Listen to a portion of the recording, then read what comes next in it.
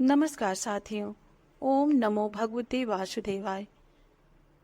सदियों से चली आ रही हमारी सनातन परंपरा में कुछ पल ऐसे आते हैं जब साक्षात ईश्वर हमारे दुखों को हरने के लिए धरती के सबसे करीब होते हैं।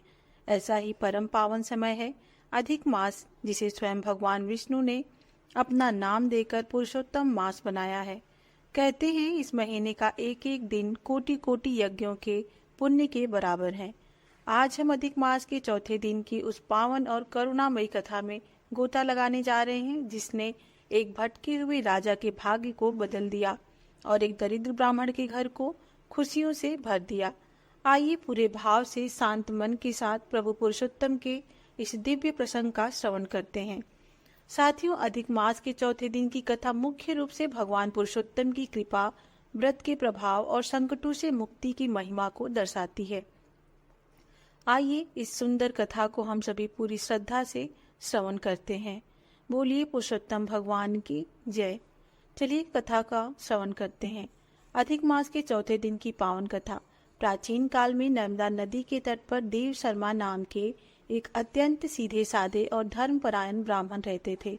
उनकी पत्नी का नाम सुशीला था। सुशीला नाम के अनुरूप ही अत्यंत सुशील, पतिव्रता और धार्मिक विचारों वाली महिला थी।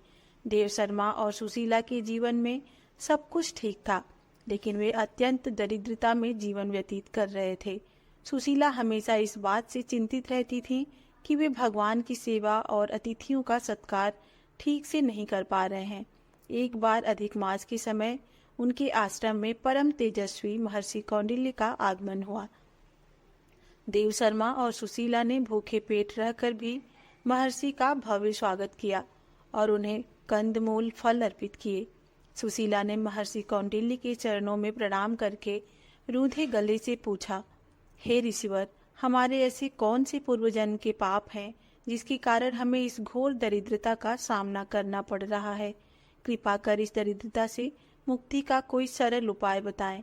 महर्षि कौंडिल्य ने सुशीला की व्याकुलता देखकर अत्यंत दया भाव से कहा, हे देवी, घबराओ मत।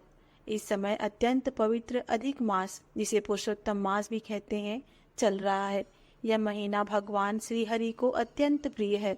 जो भी इस मास में नियमों का पालन करता है, उसके जन्म जन्मांतर के पाप और दरिद्रता नष्ट हो जाते हैं। महर्षि ने आगे कहा, आज इस मास का चौथा दिन है। आज के दिन तुम्हें एक विशेष व्रत और दीपदान करना चाहिए। महर्षि कौंडिल्य ने उन्हें एक प्राचीन कथा सुनाई।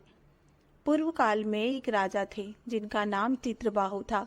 वे बड़े प्रतापी थे, लेकिन एक बार अनजाने में उनसे एक ऋषि का अपमान हो गया, जिसके श्राप के कारण उनका पूरा राज्य अकाल और महामारी की चपेट में आ गया। राजा स्वयं कुष्ठ रोग से पीड़ित हो गए। तब राजा चित्रबाहु ने अधिक मास के चौथे दिन अपनी पत्नी के साथ मिलकर निराहार व्रत रखा और शाम के समय भगवान पुरुषोत्तम के सामने घी का अखंड दीपक जलाकर प्रार्थना की। चौथे दिन के इस व्रत और दीपदान के प्रभाव से भगवान विष्णु अत्यंत प्रसन्न हुए। उन्होंने राजा को स्वप्न में दर्शन दिए और उनके सभी पाप क्षमा कर दिए।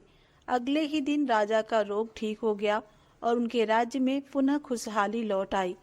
महर्षि कौंडिल्य ने यह कथा सुनकर सुशीला और देव शर्मा के मन में अटूट श्रद्धा जागृत हुई। उन्होंने अधिक मास के चौथे दिन महर्षि के बताए अनुसार दिन भर मौन रहकर भगवान विष्णु के ओम नमो भगवते वासुदेवाय मंत्र का जाप किया। शाम के समय कच्चे मिट्टी के दीपक में गाय का घी डालकर दीपदान किया। भगवान को मालपुए का भोग लगाया। इस व्रत के प्रभाव से कुछ ही समय में देव शर्मा की दरिद्रता दूर हो गई। उन्हें अचानक भूमि से छिपा हुआ धन प्राप्त हुआ। उन्होंने उस धन का उपयोग लोक कल्याण और हरि भक्ति में किया। अंत समय में दोनों पति पत्नी वैकुंठ लोक को सिधारे। इस कथा से हमें यह सीख मिलती है कि अधिक मास के चौथे दिन यदि कोई व्यक्ति सच्ची श्रद्धा से भगवान कृष्ण या विष्णु जी की आराधना करता है, उसके जीवन के बड़े से बड़े संकट टल जाते हैं। साथियों, आज के दिन ये कार्य अवश्य करना चाहिए। पहला है दीपदान। आज के दिन शाम को घर के मंदिर में तुलसी के पौधे के पास या किसी पवित्र नदी के तट पर दीपदान अवश्य करें। पीली वस्तुओं का दान। आज के दिन चने की दाल, केले या पीले वस्त्रों का दान करना अत्यंत शुभ माना जाता है। आज के दिन इस मंत्र का जाप अवश्य करें। गोवर्धन धरम वंदे गोपालम गोपी वल्लभम या नमो नमस्ते पुरुषोत्तमाय मंत्र का जाप करें। भगवान पुरुषोत्तम केवल भाव के भूखे हैं। यदि आपके पास धन नहीं भी है तो भी शुद्ध मन से किया गया एक दीपदान और यह कथा श्रवण आपके जीवन को सुख समृद्धि से भर देता है। बोलो पुरुषोत्तम भगवान की जय। श्री हरि विष्णु की जय।